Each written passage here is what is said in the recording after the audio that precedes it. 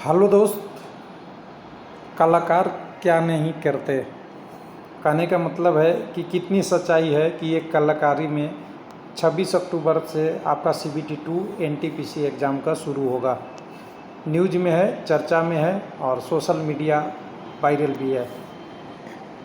तो इसको सही कहना तो मैं कभी भी नहीं कहूँगा, लेकिन कुछ तथ्य हैं जिसको हमें यहाँ डिस्कस कर लेना चाहिए कि क्या आगे की प्रोसेस होती है।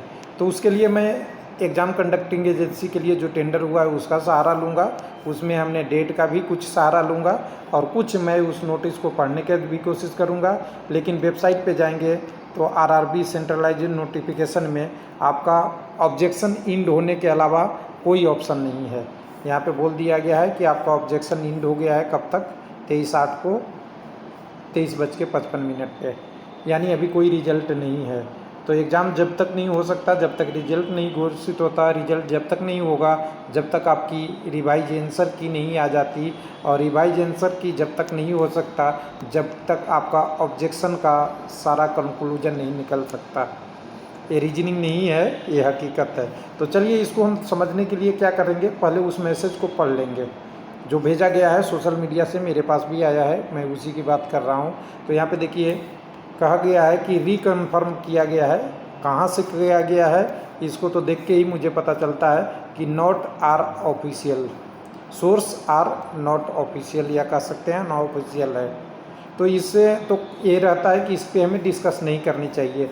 लेकिन एक कंडीशन तो ये होता है कि एग्ज़ाम तो होना ही है, चाहे कोई मैसेज आए या ना आए, एग्ज़ाम तो होगा ही।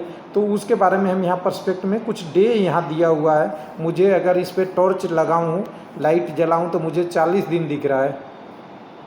और 40 दिन पॉलिसी रेलवे में मैंने भी सुना है कि 40 दिन में जैसे ही रिजल्ट क्या होता है।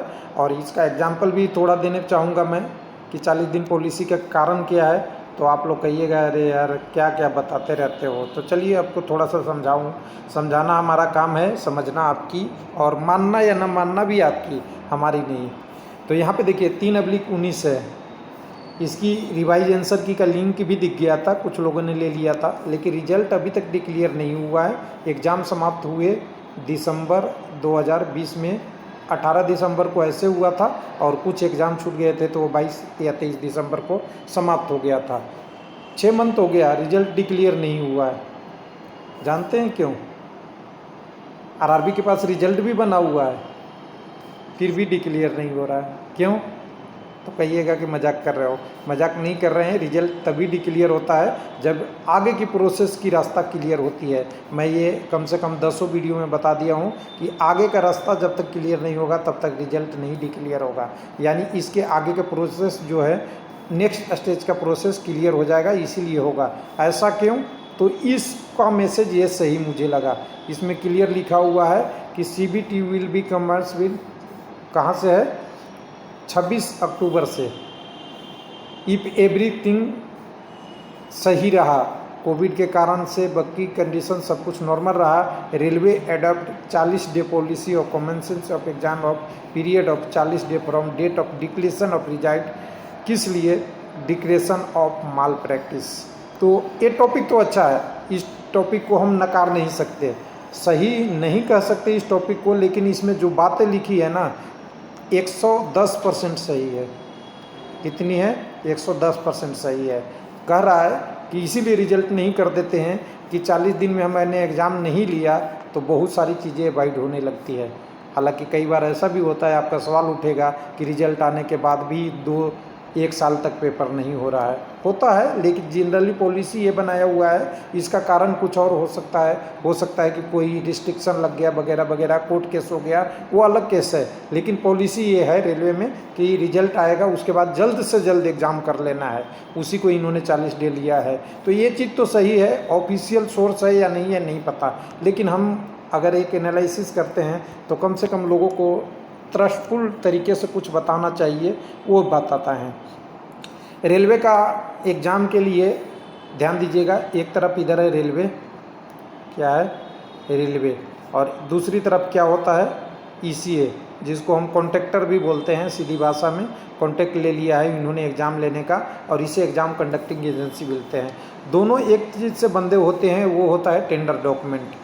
टेंडर डॉक्यूमेंट में भी टेक्निकल स्पेसिफिकेशन और भी स्पेसिफिकेशन अलग अलग तरीके से होते हैं। उसी का एक पार्ट मैं आपके लेके आया हूँ, जो अगर कहें तो मैं पेज नंबर यहाँ 31 पे हूँ, मैं शुरू से दिखा देता हूँ। जो लोग जानते हैं इस चैनल पे ऑथेंटिसिटी, उसके लिए तो कोई कन्फ्यूजन नहीं है। ये है आपका general information for technically specification, किसके लिए? आरआरबी चेन्नई 1/19 ECA के लिए।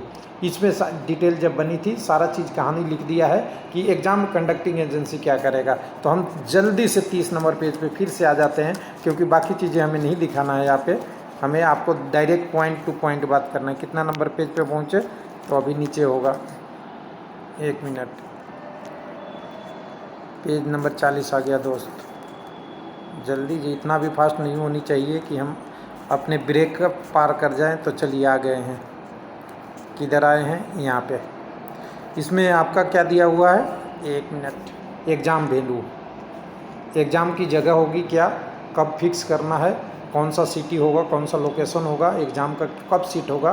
तो अभी एक ट्विटर पे भी अभियान चल रहा है ग्रुप डी एग्ज़ाम से संबंधित, और लोगों को अधिकार है अपनी अधिकार का प्रयोग करें, लेकिन रेलवे इतना आसान नहीं है कि हम जो कहें उतनी आराम से हो जाए, यही मेरा मानना है। लेकिन सबको अपनी अपनी व्यक्ति का व्यक्तित्व रखने का अधिकार है, चाहे वो किसी भी प्लेटफॉर्म पे शांति तरीके से रख सकता है। अब यहाँ पे ये उठ रहा है सवाल कि कुछ लोग किए थे, मैं पिछले अगर 7th फेज़ की बात करूँ तो 7th फेज़ के समय ये बोला गया था कि हमने ट्विटर अभियान किया, कंपेनियन किया, तो इसलिए मेरा एग्ज़ाम का डेट। तो यहाँ पे आपका एग्जामिनेशन वैल्यू की बात करेंगे। इसमें अगर आप नीचे की तरफ देखेंगे तो नीचे तरफ आके देखिएगा 8 नंबर पॉइंट में क्या कह रहा है, venue for must be examination का जो आपका एग्ज़ाम का वेन्यू होगा वो आपको शेड्यूल डेट से 30 दिन पहले क्या होनी चाहिए थी, आइडेंटिफाई यानी पहचान हो जानी चाहिए थी। और क्या होना चाहिए था, पहचान होने के बाद आरआरबी और के ऑफिसर वहाँ जाके उसको फाइनलाइज कितने दिन पहले कर देंगे, यानी उसकी जांच कर लेंगे कि ये सेंटर सही है या नहीं है। कितने दिन पहले? 21 दिन पहले। तो कुछ लोग कहते हैं कि मैंने आज ट्विटर पे आंदोलन किया, आज एग्ज़ाम का डेट आ गया, तो हमारी बधाई हो। तो बधाई हो, अच्छी बात है, कोई बात नहीं, लेकिन कंसेप्ट तो ये कहता है कि तैयारी बहुत पहले से करना पड़ता है एग्ज़ाम के लिए। तो जो नोटिस सर्कुलेट हो रहा है, मुझे तो लगता है कि हो सकता है ये पॉसिबल हो जाए, लेकिन इसको ऑफिशियल नहीं माना जाए। सही जैसा कि लोगों ने लिखा है, बिल्कुल हम ऑफिशियल नहीं मानेंगे, और हम इसी पे विश्वास करेंगे कि एग्ज़ाम की जो भी डिटेल आएगी वेबसाइट पे आएगी। और उम्मीद है अक्टूबर तो पॉसिबल है, लेकिन हम ये नहीं फिक्स कर सकते कि अक्टूबर में ही होगी। तो इसके लिए क्या करना पड़ेगा, रिजल्ट का वेट करना पड़ेगा, और रिजल्ट तब आएगा जब आपका आंसर की बन जाएगा। और आंसर की कब बनेगा, जब आपका ऑब्जेक्शन ट्रैकल का सारा सॉल्यूशन निकल जाएगा। थैंक यू, धन्यवाद।